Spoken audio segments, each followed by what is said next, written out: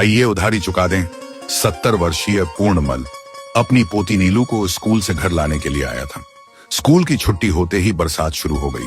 पूर्णमल ने तुरंत पोती को अपने छाते के नीचे ले लिया ताकि वह भीग न जाए। अचानक पूर्णमल ने देखा एक सूटेड बूटेड अधेड़ सज्जन स्कूल से बाहर भीगते हुए निकला। पूर्णमल ने शिष्टाचारवश उस अनजान व्यक्ति को भी अपने छाते के नीचे ले लिया। वह व्यक्ति ठिठकता हुआ रुक गया, फिर गौर से पूर्णमल और उसकी पोती को देखते हुए बोला, थैंक यू, थोड़ा जल्दी में था इसलिए गाड़ी से अपनी छतरी निकालना भूल गया था। पूर्णमल बोला, कोई बात नहीं बेटा, मैं तुम्हें तुम्हारी गाड़ी तक छोड़ देता हूं। उस सज्जन व्यक्ति ने देखा पूर्णमल ने छाता उसकी तरफ ज्यादा झुका दिया था, इस कारण पूर्णमल का आधा शरीर भीग रहा था। यह देखकर सज्जन की आंखें सजल हो गईं। उसे याद आया बचपन में उसके दादाजी भी ऐसा ही करते थे, खुद भीग जाते थे मगर उस पर पानी की एक बूंद भी नहीं गिरने देते थे। वह सज्जन व्यक्ति बोला, बाबा आप छाते को सीधा रखिए, अगर सारा मेरे ऊपर कर देंगे तो आप भीग जाओगे।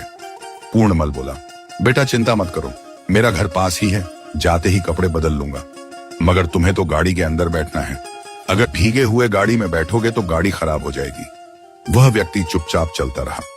गाड़ी स्कूल कैंपस से काफी दूर खड़ी थी, इस कारण उन्हें धीरे धीरे चलते हुए काफी वक्त लग गया। उस सज्जन व्यक्ति ने गाड़ी में बैठने के बाद पूर्णमल को भरी आंखों से हाथ जोड़कर धन्यवाद कहा और चला गया। इस घटना के 6 महीने बाद एक रात पूर्णमल की पोती की तबीयत खराब हो गई। जब उसका बेटा नीलू को लेकर हॉस्पिटल जा रहा था तब पूर्णमल भी उसके साथ चल पड़ा। पोती में मन ज्यादा होने के कारण वह घर पर नहीं रह सका। बाप बेटा दोनों नीलू को लेकर शहर के एक प्राइवेट हॉस्पिटल में पहुंचे। गार्ड ने कहा, डॉक्टर साहब अभी अभी अपने घर गए हैं, अब तो सुबह ही वापस आएंगे। पूर्णमल और उसका बेटा नीलू को दूसरे हॉस्पिटल में ले जाने के लिए उस हॉस्पिटल से बाहर निकल ही रहे थे कि गार्ड दौड़ता हुआ वापस आया और बोला, बड़े डॉक्टर साहब का फोन आया है, आप 10 मिनट इंतजार कीजिए, वे अभी आ रहे हैं। पूर्णमल के बेटे ने गार्ड से पूछा, बड़े डॉक्टर साहब कौन? गार्ड बोला, बड़े डॉक्टर साहब इस हॉस्पिटल के मालिक हैं, उन्होंने घर से आपको सीसीटीवी कैमरे में देख लिया है, शायद आपको पहचानते हैं इसीलिए इतनी रात को आ रहे हैं। पूर्णमल के बेटे ने हॉस्पिटल के मालिक का नाम पूछा। अनूप कुमार। गार्ड ने बताया। दोनों बाप बेटे एक दूसरे का मुंह देखने लगे। उनके चेहरे से साफ जाहिर था कि इस नाम के किसी भी व्यक्ति को वे नहीं जानते थे। मगर 10 मिनट बाद 45 साल का हॉस्पिटल का मालिक जब उनके सामने आया तब भी दोनों उसे नहीं पहचान पाए। डॉक्टर अनूप कुमार ने आते ही नीलू को संभाल लिया, दवा दी, इंजेक्शन लगाए, 2-3 जांच भी की। 2 घंटे के ट्रीटमेंट के बाद नीलू का पेट दर्द कम हो गया, वह नॉर्मल हो गई। फिर अनूप कुमार ने उन्हें बताया, नीलू को फूड पॉइजन हुआ है मगर अब वह नॉर्मल है, इसे घर ले जाइए, साथ में कुछ दवाएं दे रहा हूं, उन्हें टाइम पर देते रहना और कोई प्रॉब्लम हो तो हॉस्पिटल ले आना। जब नीलू के पिता ने बिल मांगा तब डॉक्टर अनूप कुमार बोला, बिल आपके पिता ने 6 महीने पहले ही चुका दिया था, मैंने तो उनकी उधारी चुकाई है। फिर डॉक्टर पूर्णमल की तरफ देखते हुए बोला, बाबा आपने मुझे पहचाना नहीं, मैं वह व्यक्ति हूं जिसको आपने बरसात से बचाया था। याद कीजिए वो दिन जब आप नीलू को स्कूल से लाने गए थे, तब मैं भी किसी काम से उस स्कूल में गया हुआ था, आपने खुद को भिगोकर मुझे मेरी गाड़ी तक छोड़ा था। पूर्णमल अपनी आंखों पर चश्मा ठीक करते हुए बोला, बेटा वो कोई ऋण थोड़े था जो तुम बिल माफ कर दोगे, वो इंसानियत के नाते मेरा फर्ज था, मैंने निभाया, तुम अपनी फीस और दवा के पैसे लो।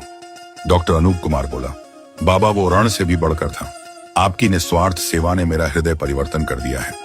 उस दिन का ऋण इतना हो गया है कि मैं उसे अपने जीवन भर चुकाना पसंद करूंगा।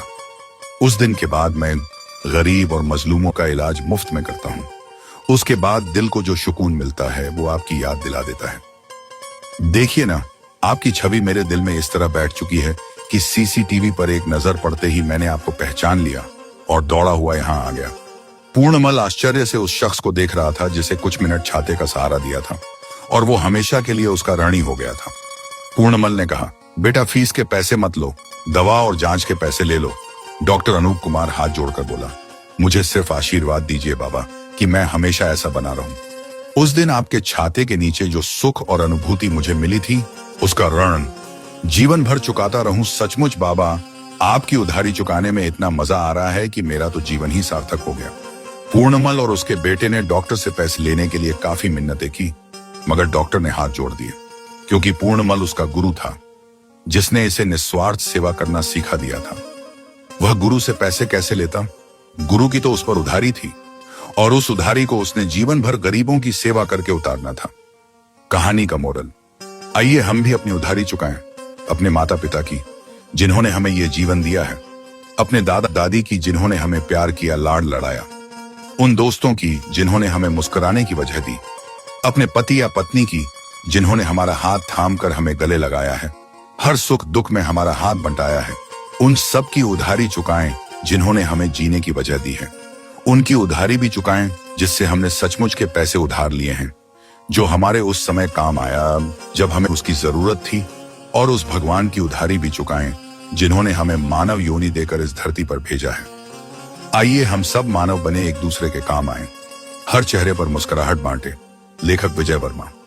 कहानी पूरी पढ़कर जरा भी आनंद मिला तो मेरी उधारी भी चुकाएं। एक लाइक, एक शेयर और एक कमेंट्स करें और अच्छी कहानियों के लिए पेज फॉलो करें।